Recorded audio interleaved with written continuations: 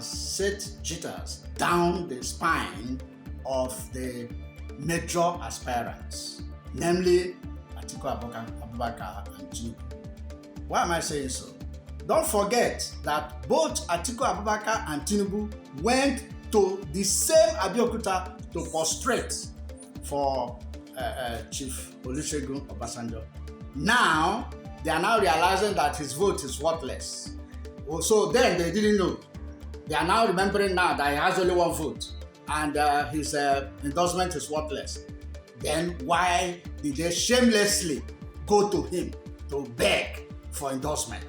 You see, when people do certain things, they forget that the internet does not forget.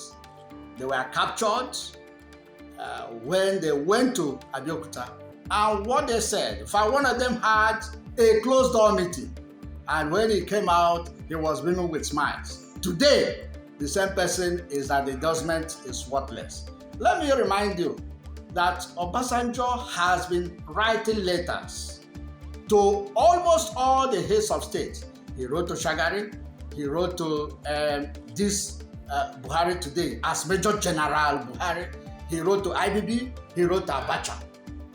Now, in 2015, he tore his PDP ID card and rooted for Buhari. If you check his trajectory since we came back to this civilian regime, or civil rule as I would like to call it, he endorsed Yar'Adua and Yar'Adua won. He endorsed Jonathan in 2011 and Jonathan won. He endorsed Buhari in 2015 and Buhari won. In 2019, people are saying he endorsed Atiku. I didn't see anywhere he endorsed Atiku. Now, Obasanjo is not the kind of person that would hide behind anything to do what he wants to do. He wrote a letter to Buhari in 2019 telling him the ills of his administration. That, to some people, tantamount to an endorsement. And Obasanjo that wrote my command and said so many things concerning Atiku cannot possibly come out to endorse Atiku. I can tell you that for free, and you can go to the bank with it.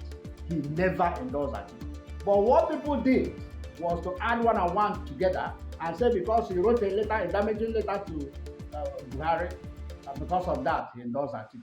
No, he never did that. When he wants to endorse anybody, he will come out openly.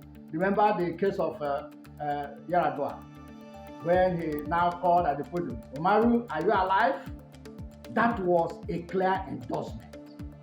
In 2011, he came out openly to endorse Jonathan. In 2015, it was very clear.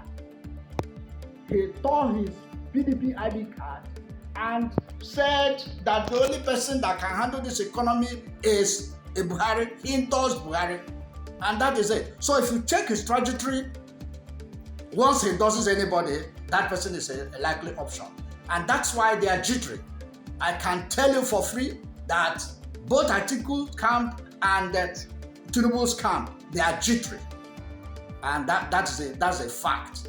Whether May or February this year will produce an OB is another question. But for you to tell me that an endorsement is worthless, no, I won't take that for anything, because the endorsement are still coming. Edwin Clark has followed suit. Remember that Adebayo has done that in the past, and these things are coming one after the other. Some of the prominent men are coming out to speak up. In fact, Otom said if he was not a PDP card-carrying member, that he would have campaigned for him. And he said he's he's a good man.